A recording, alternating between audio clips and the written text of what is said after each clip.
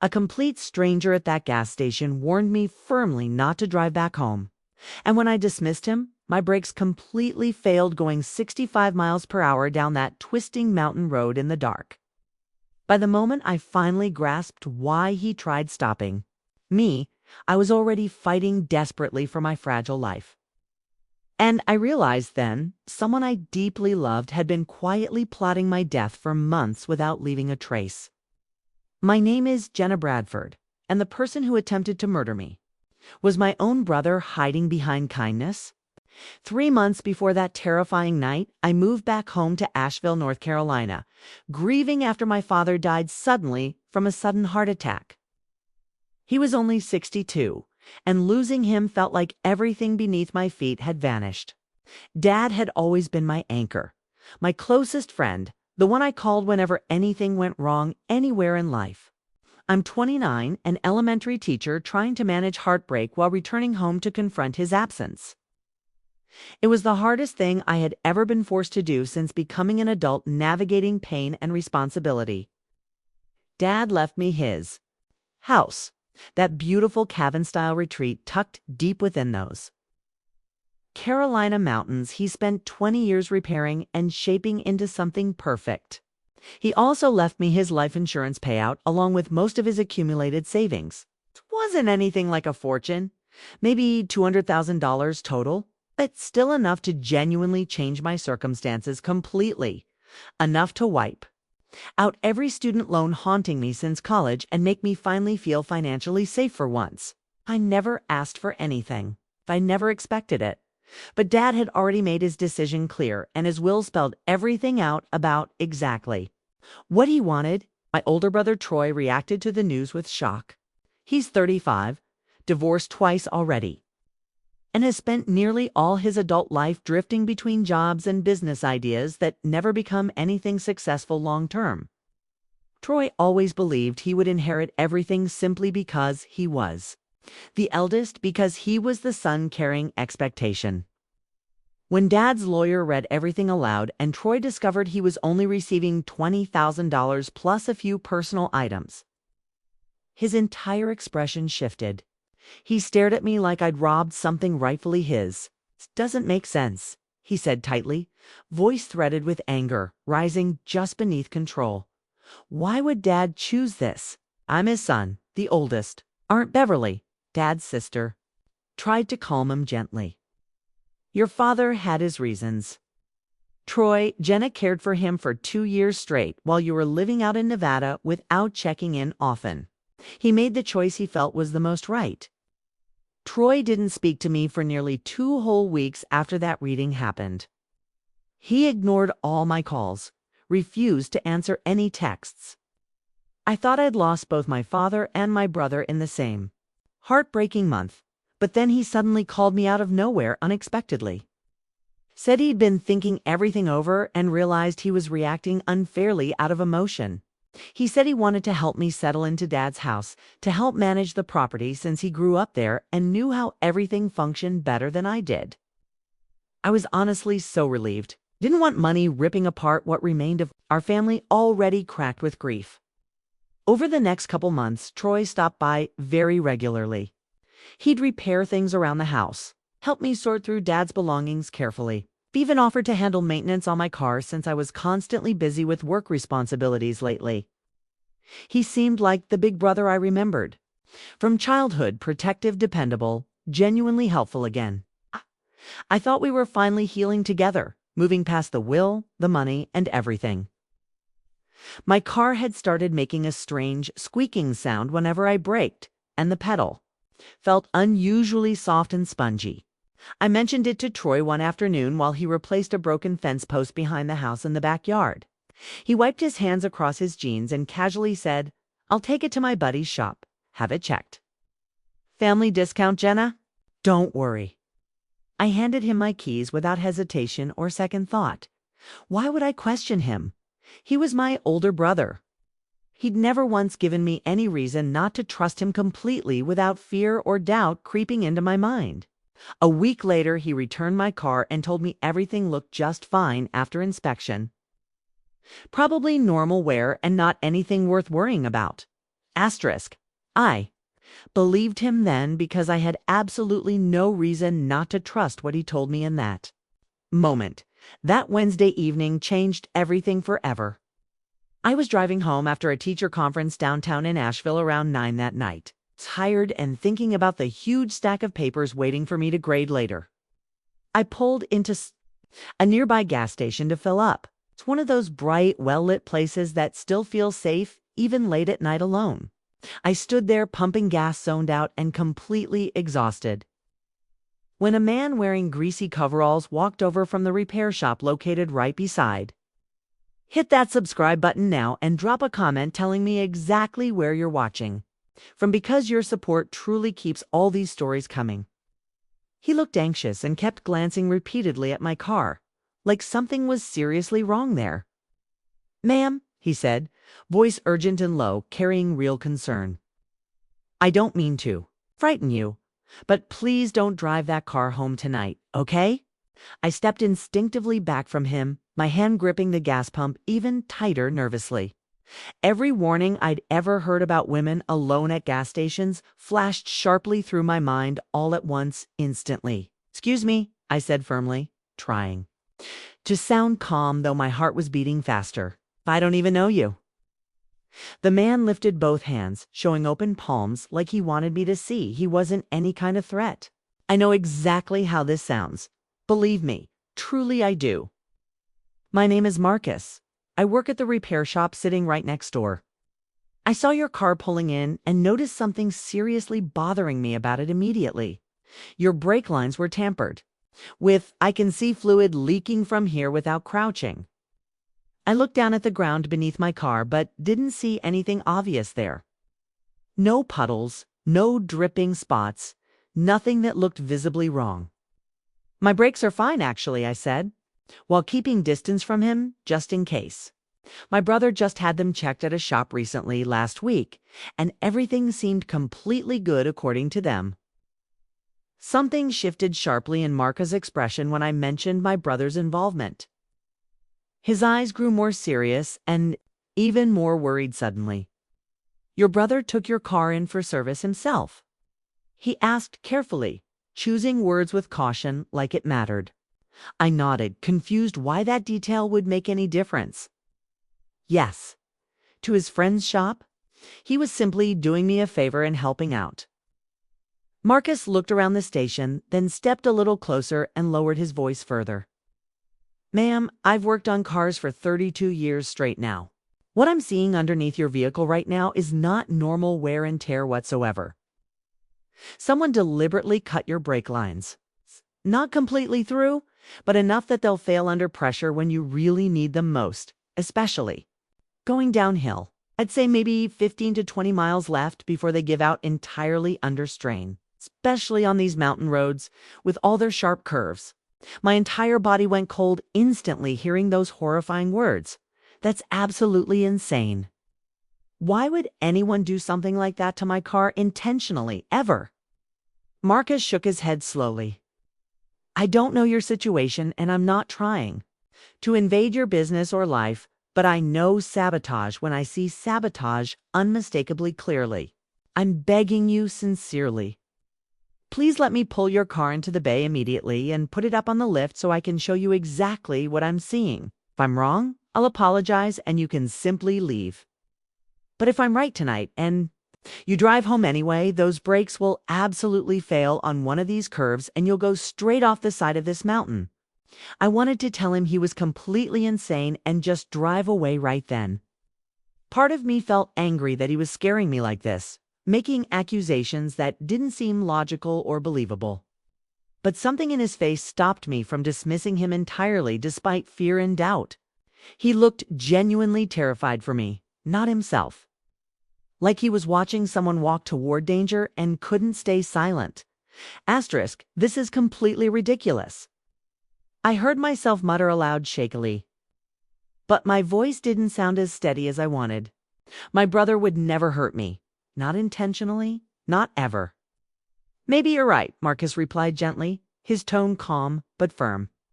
"But somebody tampered with your car intentionally for sure.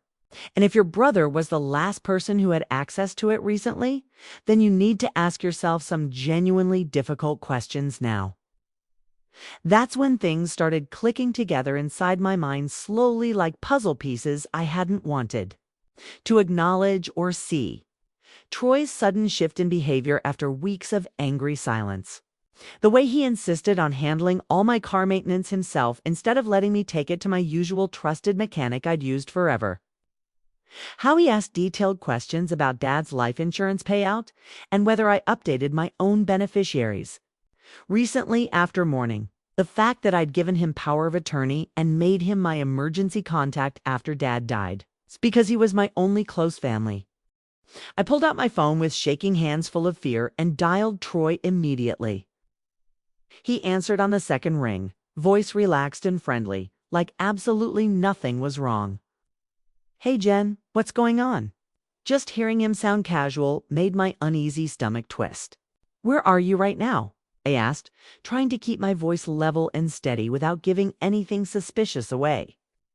There was a brief small pause before he finally answered. "Home watching the basketball game. Why? Everything okay with you? Did your friend find anything wrong with my car when you took it in last week for that inspection visit?" Another pause lingered just slightly, a fraction longer than normal. "No, everything checked out fine. Why are you asking today? Is something wrong with it?" I gripped my phone tighter, feeling my heartbeat climbing rapidly. The brakes feel strange, like they're not responding the way they normally should under pressure. I watched Marcus's face closely while speaking, and he listened carefully to every word exchanged. "That's strange," Troy said finally, and I couldn't tell whether the concern in his voice sounded authentic or completely fabricated. "Maybe bring it back tomorrow to the shop and have them look at everything again. Where are you right now?" The way he asked that last question made my skin crawl like cold water poured. It wasn't casual curiosity anymore. It felt like he needed to know exactly where I was, like tracking something urgent, running some errands. I said quickly, trying to sound normal, "I'll deal with it later." I hung up immediately before he could ask anything else or press further questions. Marcus was watching my face, and I could instantly tell he'd heard enough of that phone call to understand something was seriously and dangerously wrong. "Let me check the car," I whispered softly, barely steady. "Please show me exactly what you're talking about right now." We walked toward the repair bay together, and my legs felt weak like they wouldn't be able to hold me. Marcus climbed into my car and carefully drove it onto the hydraulic lift positioned nearby. As the car slowly rose, he grabbed a bright work light and stepped underneath it, raising the beam toward the entire undercarriage area with care. "Come here," he said gently. "I want you to see this clearly for yourself now." I stepped closer and looked exactly where he was pointing. Even though I barely understood car mechanics, the issue was immediately visible without any explanation. A thin line of brake fluid was dripping steadily from a metal tube that looked like it had been partially cut in a deliberate way. Not fully, severed completely through, but weakened intentionally with precision. "That line right there," Marcus said softly, tracing near it with his finger without touching. "That's your rear brake line. Someone created a partial cut right at that joint recently. It's fresh work, likely within the last week at most. Under normal driving it holds, but the moment you genuinely need your brakes hard, especially going down mountain roads fast, that line will split completely and you'll instantly lose all your braking power altogether." I felt like I might vomit right there on site. My own brother had done this to me, had looked into my eyes and smiled, hugged me warmly, acted supportive. All while knowing he'd sabotaged my car and waited quietly for the phone call saying I'd died in a violent accident along that mountain road leading back to my house. "That's far too precise to be accidental damage," Marcus continued calmly. "Someone knew exactly where to cut to make it appear like natural wear after failure. Most people wouldn't even realize anything was wrong until impact." I couldn't speak for several seconds as my thoughts raced through everything that happened lately. Troy's anger at the will reading, a sudden warm friendliness after weeks of punishing silence. The way he insisted on handling all my car maintenance, the questions about my insurance policies, and updated listed beneficiaries. He'd been planning this entire thing for months. And I'd been so grateful for him helping me that I never recognized the danger right there. I need to call police, I finally managed to say. This is attempted murder, clearly. Marcus nodded. I already called 911 while you were speaking with your brother during that phone conversation just minutes ago. They should arrive here shortly. But ma'am, you must think carefully now. Do not go home tonight under any circumstances. If your brother realizes you know what he attempted here, if he understands his plan failed tonight, I don't know what else he might attempt. I pulled out my phone again, calling the only person I trusted completely without hesitation. Aunt Beverly answered on the very first ring, immediately concerned. Jenna, honey, is everything all right? You sound extremely upset tonight. Aunt Bev, I need you to listen very carefully now, and please don't react too much. Don't call Troy, please. Don't tell him you've spoken with me or heard anything. I'm at a gas station off Highway 74 right now, and someone deliberately cut my brake lines earlier before driving. A mechanic here caught everything before I attempted driving home. Aunt Bev, I think it was Troy behind this. Asterisk, I heard her sharp intake of breath. Then silence fell while she processed what I had just told her. When she spoke again, her voice hardened into a protective tone, the same one she used when Troy and I fought as children, and she always intervened then. Oh my God, Jenna, are you safe right this minute? Are you with somebody there? Yes, the mechanic who found it is here with me. He's already called the police, but I don't know what to do. I'm scared, Aunt Bev. My voice cracked and tears gathered behind my eyes without warning. Stay exactly where you are, she said firmly, without hesitation. I'm getting Uncle Pete now, and we're driving to get you right away. Don't go anywhere alone, and do not go home. Until we arrive, we'll be there in 20 minutes. To sheriff's deputies arrived before my aunt and uncle reached the station. Deputy Chen was a woman in her 40s with kind, steady eyes, who immediately made me feel like I was believed. Finally, Marcus showed her the brake line and explained what had been done and why it was deliberate sabotage, not some accidental or ordinary damage. Deputy Chen took photographs and notes, then turned to speak to me with a serious expression. Miss Bradford, I need to ask you something important now. Do you have somewhere safe to stay tonight, out of your brother's reach or knowledge? I nodded, wrapping my arms around myself, tighter than usual. My aunt is coming to pick me up. She lives over in Hendersonville. Not far from here. The deputy sighed, relieved. Good, she said. We're going to pay your brother a visit this evening and see what explanation he attempts to offer in the meantime. I need you to think about access. Has your brother had access to house? Keys, financial documents, personal information, anything important at all? My stomach dropped as I realized the full scope quickly. He has a spare key. He helped organize all Dad's paperwork, so he knows exactly where I keep critical documents, insurance, policies, bank statements, everything. And I made him power of attorney after Dad died because he was my only close family member left alive. Deputy Chen exchanged a worried glance with her partner, Deputy Martinez. We need to move fast, Officer Martinez. We'll escort you safely to your aunt's house tonight. Tomorrow, first thing, revoke that power of attorney and consult a lawyer. Change every lock on your house immediately, without delay. Aunt Beverly and Uncle Pete arrived 15 minutes later than they promised, and my aunt grabbed me in the tightest hug I'd felt in years. Uncle Pete's jaw was clenched so hard, his face white. That boy, Pete muttered, shaking his head in stunned disbelief. I knew he resented the will, but not this violent betrayal. Trying to kill his own sister, his own flesh, his own blood. We followed Deputy Martinez's patrol car all the way to Aunt Beverly's house in Hendersonville.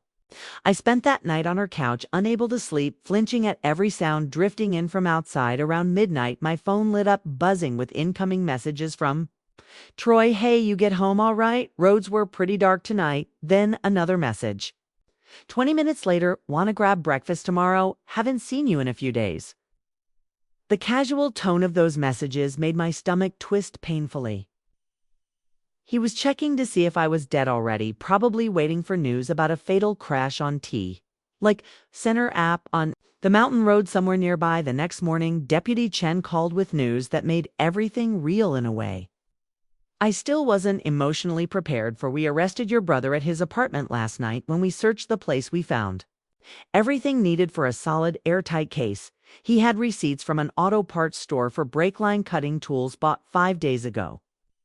His computer showed internet searches about inheritance laws in North Carolina, how brake failure investigations work, and whether life insurance pays out on accidental deaths. We also found a handwritten note in his desk drawer where he'd calculated exactly what he'd inherit. If you died now, he'd even researched how long he should wait before selling your house to avoid raising suspicion.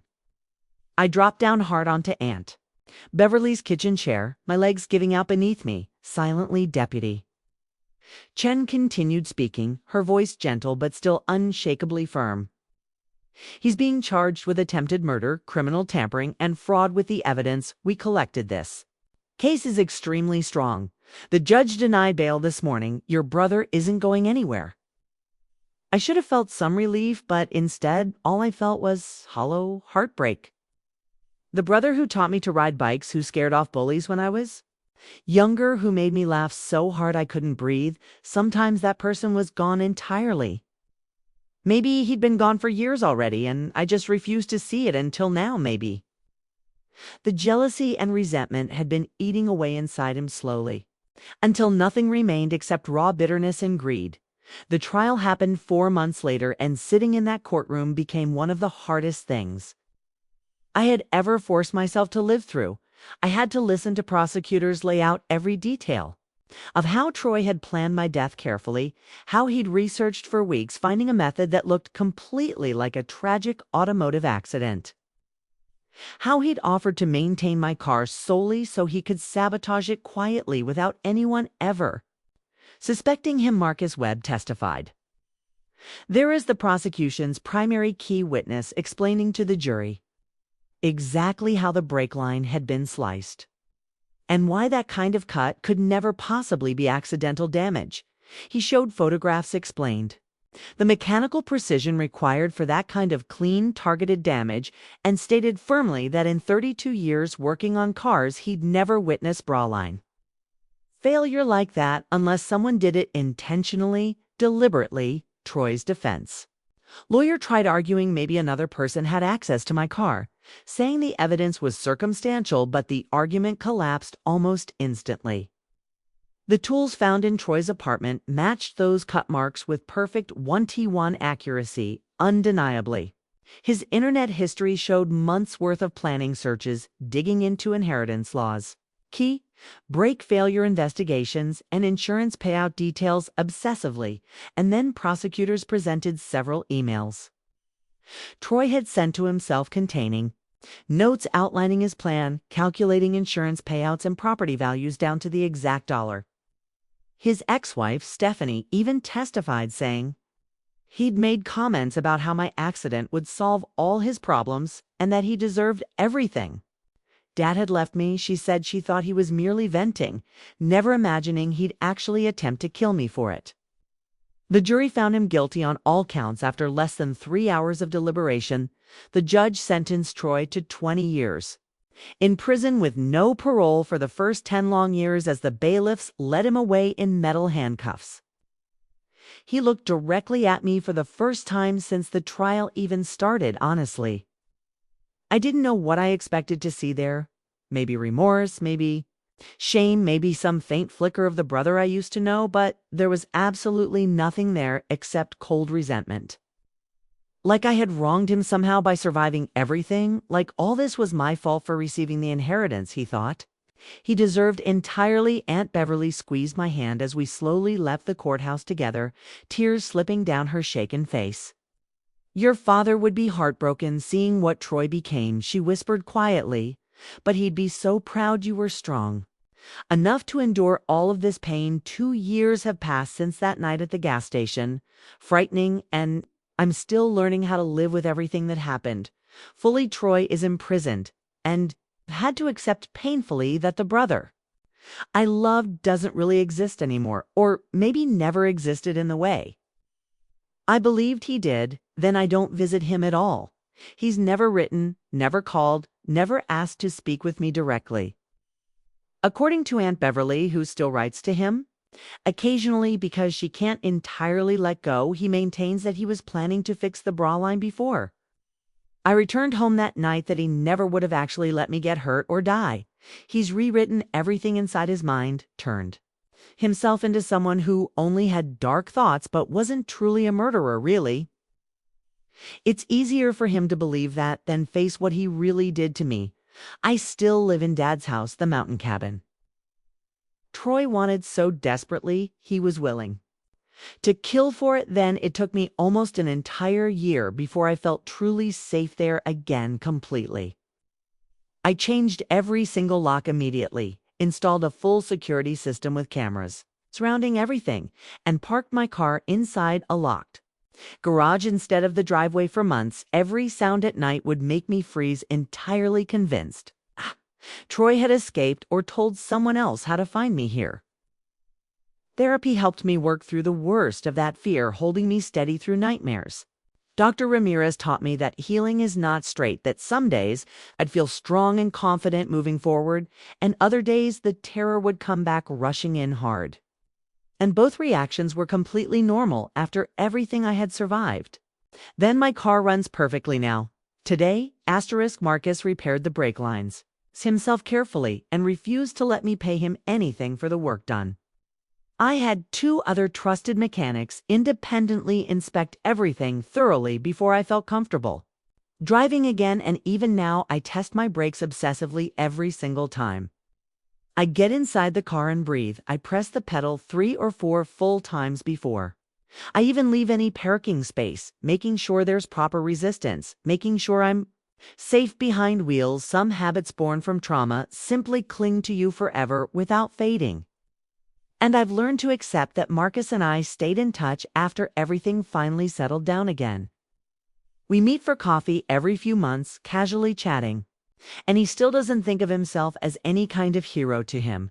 He was just a mechanic who noticed something dangerously wrong and decided to speak up anyway. But he saved my entire life by trusting his gut and saying something even when it might have seemed strange, crazy, or overly intrusive. Last year, I nominated him for a community service award from the county, and he actually won proudly. He was embarrassed by all that attention, but his wife told me it meant everything in the world too.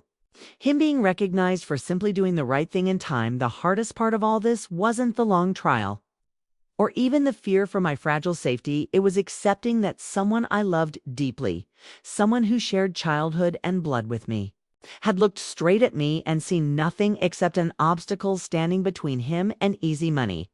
Troy never apologized. He never showed any real remorse. He just stayed angry. His plan didn't work successfully. Angry that I remained alive while he sat imprisoned. That kind betrayal changes you in ways difficult to explain clearly to people who haven't experienced anything similar. I've learned to trust my instincts again, but it took significant time. When something feels off, now I don't dismiss it or make excuses when someone's behavior doesn't match their polished, reassuring words. I pay attention instantly, without hesitation. Troy taught me that family doesn't automatically mean safety, that sharing blood with someone doesn't guarantee loyalty or true lasting love. If you're watching this and someone in your life is suddenly becoming overly helpful after a period filled with anger, resentment, or financial tension, especially when money or inheritance enters the picture, dangerously, please trust your gut without delay. Pay attention to small, subtle inconsistencies. Don't let yourself be isolated from other caring people who might see warning signs you're missing in confusion. And if a stranger ever approaches you with a warning that seems completely unbelievable, totally insane, at least hear them fully out. Marcus Webb had absolutely nothing whatsoever to gain personally by stopping me that frightening night. He risked me thinking he was threatening or manipulating. Me in fear risked appearing foolish, risked me simply driving away quickly and ignoring him completely without hesitation. But he did it anyway because he believed deeply a human life was worth far more than his comfort or reputation before you. Go hit that subscribe button if this story truly impacted you, and drop a comment telling me where you're watching this from. Sharing these stories helps more people than you may ever truly realize. And your support means absolutely everything too. Me always. I still teach elementary school kids. I still live in these beautiful North Carolina mountains. I've even started dating slowly again, though I'm definitely much more careful now about who I let into my personal life and how much I choose. To trust them fully, Dad's house finally feels like mine, instead of just the place where something terrible almost happened to me. Sometimes I drive past that gas station where, Marcus stopped me before disaster, and I think about how incredibly thin the line truly is between life and death for one person's decision to speak up. One single moment of listening, instead of dismissing someone and everything changes, I could have ignored Marcus that night entirely out of fear, confusion. I could have thought he was crazy or dangerous and just driven straight home unaware. I would have died on that mountain road at mile marker 15, and Troy would have inherited everything, and no one would have ever known it was murder hiding beneath the staged accident. But I'm here, I'm alive, and I'll never take that for granted.